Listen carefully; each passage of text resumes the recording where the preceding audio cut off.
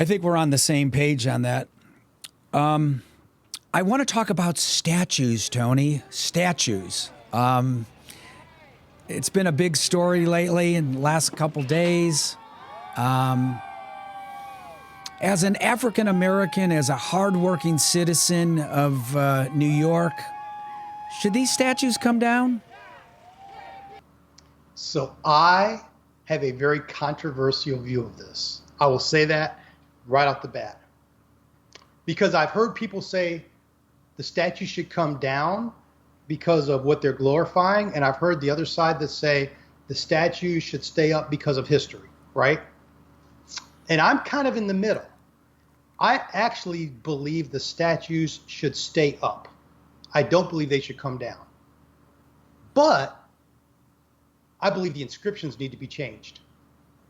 So instead of someone being, a general for such and such army, I think we need to look at it in terms of the reality of history and say, no, this person led a treasonous attack against the United States of America. And I think if you really want to protect history, you don't take the statues down, but you change the narrative of the statues so that it says this is what really happens. And now this person is no longer glorified, they're vilified, but the statue remains.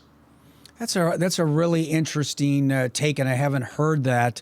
I'm on the same page with you. I think the problem you're going to run into if you're going to start yanking all these statues down and knocking them down, and citizens are ripping them apart, and I guess then where do you finish off at? Do you get angry at George Washington because he was a slave owner? Do we get angry with Thomas Jefferson? Do we start tearing up the money and putting new faces on it? And even in modern times, people that we all, I guess, somewhat idolize or we put praise to, if we start going through everyone's library of mistakes, I don't think there's going to be anyone to make a monument of, No, yeah, right, Randy. I agree with you. I think that the reality is there's no such thing as a perfect ally. That we're going to have to be able to say we have to have alliances and allegiances with people that we know are not perfect, but still, want the same end goal in that. So I think that that's part of it. I also think this is a moment in time. This is, we talked earlier about, is this going to create real change? And the answer is, I have no idea. But whenever you have a problem that's been ignored for this long, the first response is always an overcorrection, right? And so what we're seeing right now is an overcorrection in many ways. And I don't know which parts are an overreaction and an overcorrection, but that's going to happen until you start to see the needle move, and things will then start to shift back over. So it shouldn't be surprising, because when the Berlin Wall fell, it's very similar, right?